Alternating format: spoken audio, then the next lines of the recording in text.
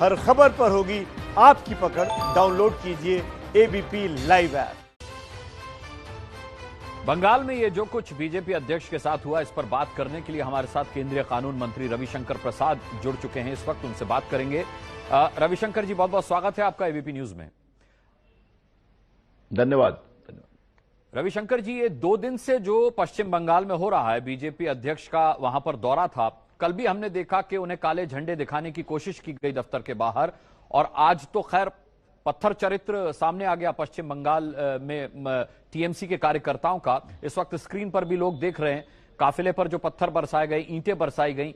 क्या कहेंगे आप? आपको क्या जानकारी मिली है पश्चिम बंगाल से? देखिए, यह बहुत पीड़ादायक है, बहुत शर्मनाक है और शुद्ध भाषा में तानाशाही की पराकाष्ठा है।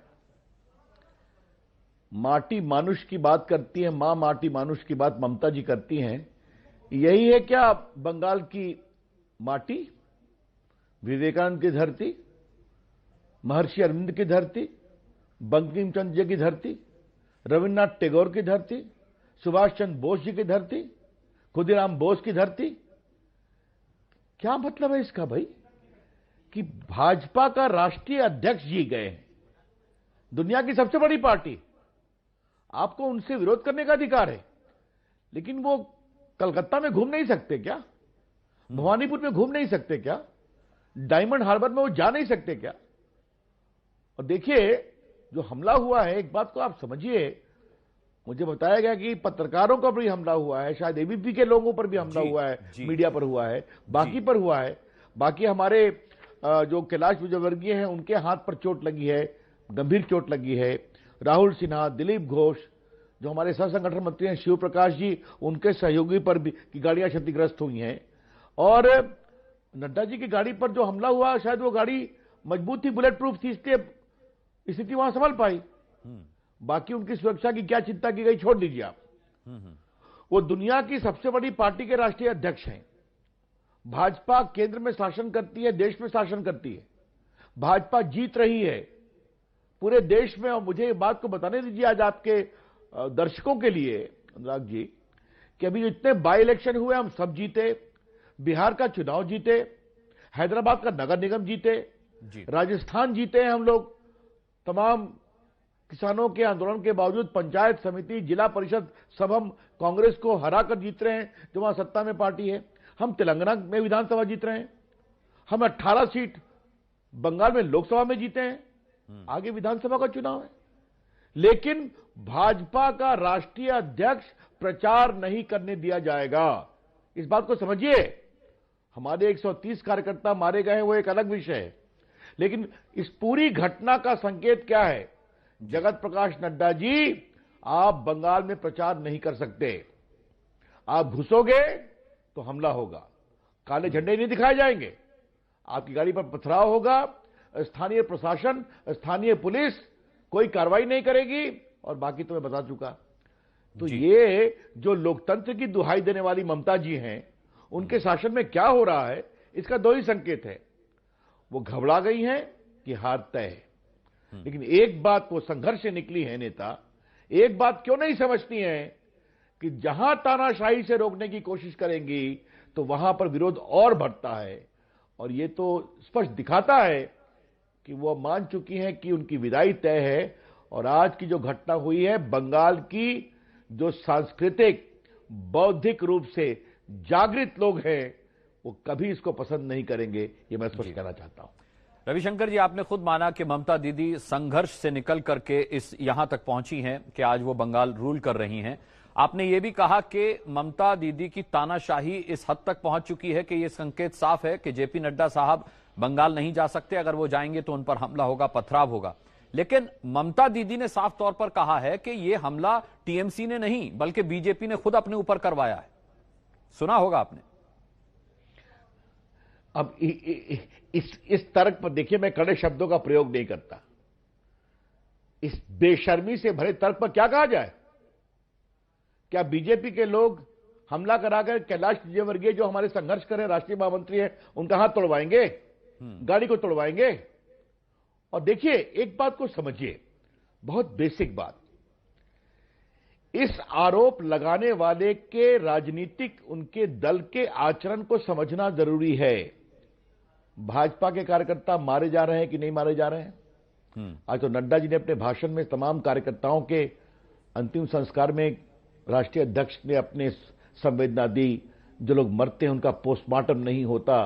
आपने भी दिखाया अपने चैनल पर कई बार, जब लोकल बॉडीज का इलेक्शन होता है तो काउंटिंग के वक्त घुस के स्टैंप मारा जाता है। तो मैंने क्यों कहा था वो संघर्ष आई है, क्योंकि उसने सीपीएम के राजनीतिक अत्याचार के खिलाफ संघर्ष किया, इसलिए कहा था। ये तो उससे भी आगे बढ़ गई। ये समझना बहुत जरूरी है कि जिस संघर्ष से वो निकली, उन्होंने उस पूरे सिस्टम को अपने अंदर आत्मसात कर लिया और स्वयं बन गई एको अहम द्वितीयो नास्ति।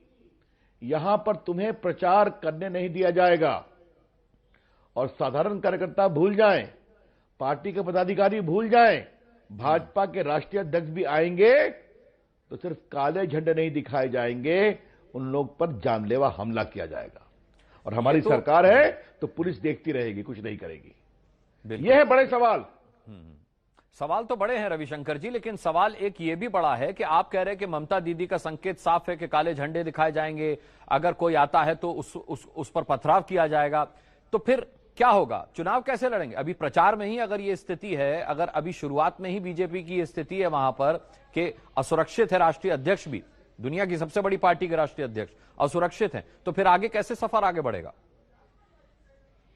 जवाब बहुत स्पष्ट है मुस्कान जी कि भाजपा के लोग डरने वाले नहीं हैं। और ममता जी, आपको बहुत विनम्रता से हम एक बात कहना चाहते हैं, हम लोग वो लोग हैं जो बिहार के जेपी मूवमेंट से पैदा हुए। इंदिरा गांधी के इमरजेंसी की तानाशाही के खिलाफ संघर्ष किया है, अंडरग्राउंड में किया है, न्यायपालिका की आजादी, मीडिया की आजादी और इंसानों की आजादी के लड़े। और एक बार जगह देश तो इंदिरा जी भी हार गए, उनकी पार्टी भी साफ हो गई। इतिहास से कृपा करके सबक लीजिए ममता जी, और बंगाल की बहादुर, संस्कारित और जागृत जनता को हम जानते हैं। आपको बता दूं, जब मैं युवा मोर्चा का राष्ट्रीय उपाध्यक्ष था तो नड्डा जी हमारे राष्ट्रीय अध्यक्ष थे। ये 90 के आरंभिक दिनों की बात है। मैं बंगाल का प्रभारी भी था जी, तो बंगाल को मैं भी जानता हूं, प्रचार भी करता रहा हूं, बंगाल की जनता को भी जानता हूं। और देखिए, छोटी बात नहीं है कि बीजेपी का वोट परसेंट 40 हो गया, 2 से लोकसभा में 18 जीत गए हम लोग। तो ये बंगाल के बदलते हुए मूड का परिचायक है। हमारे राष्ट्रीय नेता प्रधानमंत्री नरेंद्र मोदी के प्रति उनकी आस्था और भाजपा के प्रति उनकी आस्था, और 10 साल के ममता जी के कुशासन जो परिवार का नग्न रूप हो गया है। और ये पीड़ा होती है, क्षमा करिए आप, टीएमसी के लोग छोड़ रहे हैं।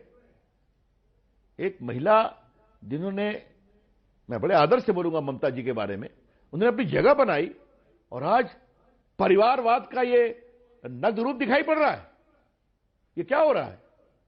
तो उनको किस तरह से अलग किया जाए बाकी पार्टियों से जहां सिर्फ परिवारवाद है? तो ये तो गर्व से हम कहेंगे कि हमारी पार्टी में ही हो सकता है कि बूथ पर बैठने वाला कार्यकर्ता भी पार्टी का राष्ट्रीय अध्यक्ष बनता है और बनेगा।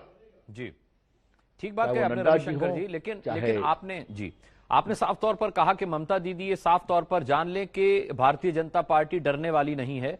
फिर आपने यह आशंका भी जाहिर की कि ममता दीदी की तानाशाही बीजेपी पर पथराव करने की है और किसी भी हद तक वो जा सकते हैं।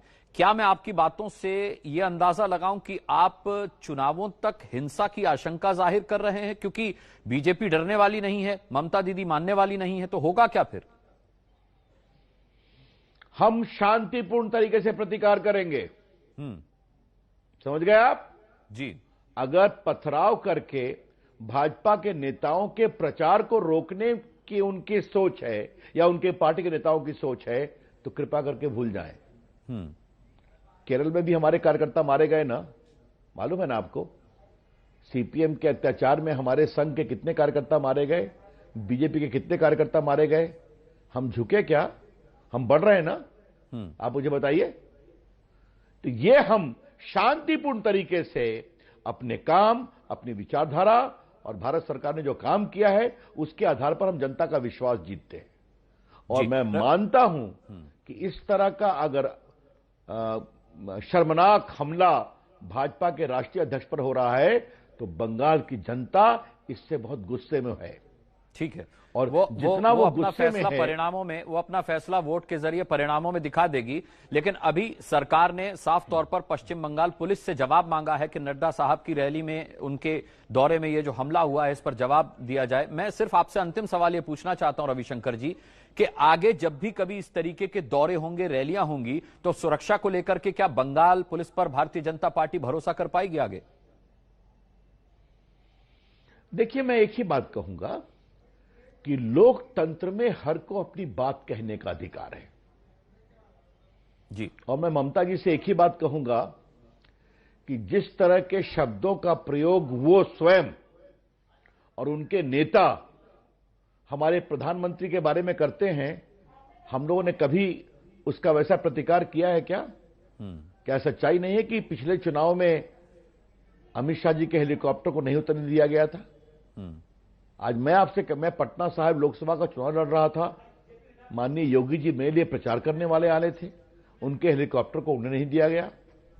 बिल्कुल, क्या सच्चाई नहीं कि हमारे प्रधानमंत्री के भी मीटिंग के मैदानों के बारे में काफी अनावश्यक अड़चन पैदा की जाती है? तो ये हम देख रहे हैं, लेकिन हम शांतिपूर्ण से प्रतिकार करेंगे और बंगाल की जनता इसका जवाब देगी। लेकिन हां, अगर टीएमसी और ममता जी और उनके नेतागण और बाकी जो उनके साथ जी सत्ता से जुड़े हुए लोग हैं, वो समझते हैं कि इस तरह से वो भाजपा के लोग को डरा देंगे जी और भाजपा के नेता प्रचार नहीं करेंगे, तो ये वो भूल जाएं हम लोग स्वयं संघर्ष से पैदा हुए हैं जी। हमें जनता पर पूरा विश्वास है और हम शांतिपूर्ण तरीके से बंगाल में प्रचार करेंगे और निश्चित जीतेंगे 200 से भी अधिक सीटें, और वहां पर एक हम अच्छा शासन देंगे, ये हमको पूरा विश्वास है। जी, बहुत बहुत धन्यवाद करना चाहूंगा रविशंकर प्रसाद जी, आपने समय निकाला और इस विषय पर हमसे बातचीत की। बहुत बहुत धन्यवाद एबीपी न्यूज से जुड़ने के लिए आपका। धन्यवाद। केंद्रीय मंत्री, कानून मंत्री रविशंकर प्रसाद जी को आप अभी सुन रहे थे।